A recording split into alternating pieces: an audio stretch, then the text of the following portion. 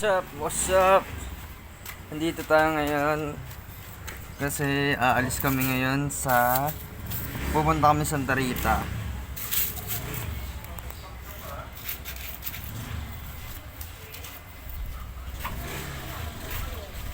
Aalis tayo ngayon para kumain ng noodles. Dahil nag-crave na ako sa noodles at matagal na ako nanonood ng mga Mamaya na lang. matagal na ako nanonood ng mga Korean mukbang at kakain tayo ngayon.